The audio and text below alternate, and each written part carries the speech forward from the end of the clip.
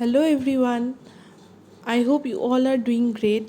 আজি মই লৈ আহিছোঁ এটা 3 tier ভেনিলা কেকৰ ভিডিঅ'।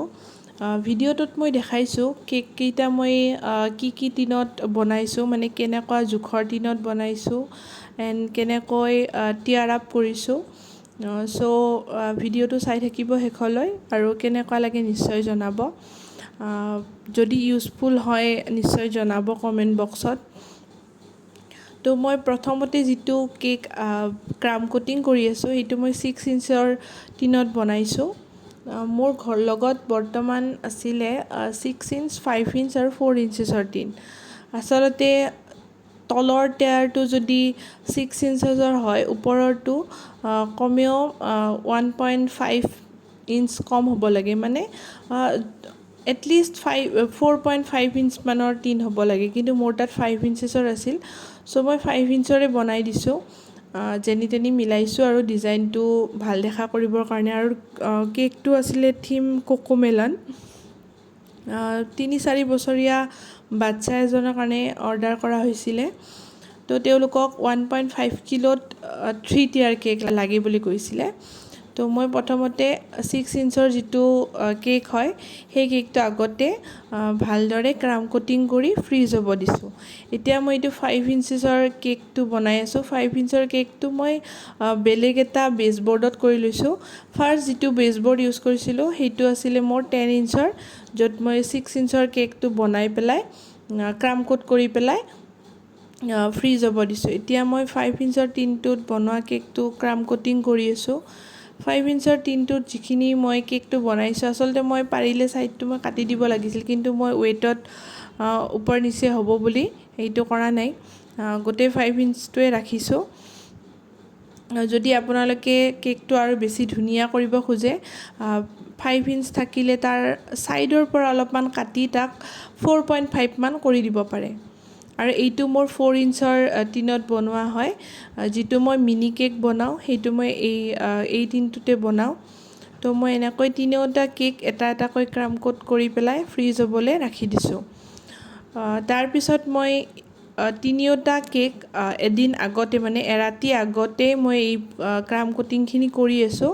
আৰু মই যিটো কালাৰ, মানে কোটিংটো হয়, কালাৰটো মই আগদিনাই কৰি ৰাখিছোঁ। ফাইনেল কোটিংটো কেৱল টিয়াৰ আপখিনি মই মৰ্ণিঙত কৰি দিছোঁ। তো ইয়াত মই কাষ্টমাৰে একো কালাৰ কোৱা নাছিলে, যিহেতু বাচ্ছাৰ কাৰণে কৈছিলে। চ' মই ইয়াত কোকোমেলন থিম ৰাখিছিলোঁ আৰু কালাৰটো কোকোমেলনৰ মানে কি আৰু কেৰেক্টাৰকেইটা ড্ৰেছ আপ বা যিবিলাক এলিমেণ্টছ টপাৰ্ছ মই ইউজ কৰিম তাৰ লগত অলপমান মিলাব ট্ৰাই কৰিছোঁ। তলত মই দিছোঁ গ্ৰীণ কালাৰৰ, পাতল গ্ৰীণ কালাৰৰ তলৰ টায়াৰটো, মানে 6 ইঞ্চৰটো। আৰু 5 ইঞ্চৰটোত মই সামান্য গ্ৰীণ কালাৰৰ ক্ৰীমত য়েল্ল' কালাৰ মিক্স কৰি এই কালাৰটো মানে মই বনাই লৈছোঁ। বহুতে গম পাবই, কালাৰ সাধাৰণতে যিকেইটা আমাৰ প্ৰাইমাৰী কালাৰ হয় সেইবোৰ মিক্স কৰি কিছুমান কালাৰ বনাব পাৰোঁ। সাধাৰণতে আমি বজাৰত যিকেইটা কালাৰ এভেইলেবল পাওঁ সেইকেইটা কালাৰ ইউজ কৰি ব'ৰ লাগি যায়। কেতিয়াবা অলপ মিক্স আপ কৰি কালাৰ নতুন বনালে ভাল লাগে। তো মই ইয়াতে গ্ৰীণটোৰ লগত সামান্য য়েল্ল' এড কৰি এই কালাৰটো দিছোঁ, মানে মাজৰ টিয়াৰটো এইটো কালাৰত দিছোঁ। তাৰপিছত এই দুয়োটা মই ফ্ৰীজত ঠাণ্ডা হ'বলৈ দি ওপৰৰ টিয়াৰটো হোৱাইটতে ৰাখিছোঁ। আপোনালোকে শেষৰ পিনে গম পাব, মই অলপমান তাত এই যিটো green and yellow' combination colour হয় সেইটো দি অলপমান টাচ দিছোঁ হোৱাইটৰ মাজত। তো এইখিনি গোটেইখিনি কাভাৰ কৰাৰ পিছত মই এৰাতি ফ্ৰীজত থৈ দিছোঁ, যাতে ভালকৈ ষ্টিফ হৈ থাকে আৰু ভাল আইচিং এটা থাকে আৰু ঠাণ্ডা হৈ থাকে, যাতে এইবোৰ মানে কি আৰু এটা কেক আনটোৰ ওপৰত উঠাই মেলি দিওঁতে একো যাতে লৰচৰ নহয়। এতিয়া এইখিনি মই নেক্সট মৰ্ণিং কৰি আছোঁ আৰু ডুৱেলছ দিছোঁ, কাৰণ দূৰলৈকে নিব 3 tier হয়, লৰচৰ হ'ব পাৰে।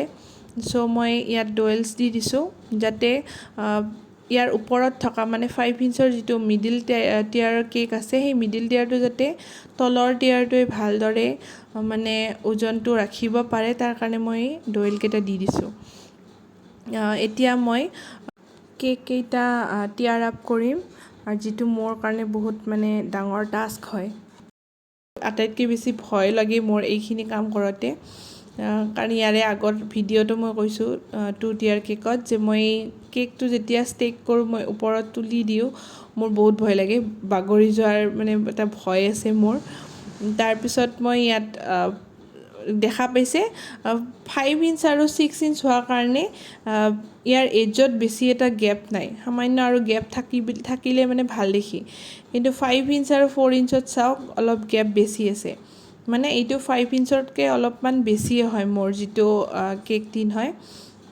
মই কিন্তু 5 ইঞ্চ বুলিয়ে কিনিছিলোঁ। তাৰপিছত ইয়াক মই কাভাৰ কৰাৰ কাৰণে আৰু ডুৱেলছটো মই ওপৰতো দিছোঁ, মাজৰ টিয়াৰটোতো দিছোঁ যাতে লৰচৰ নহয়।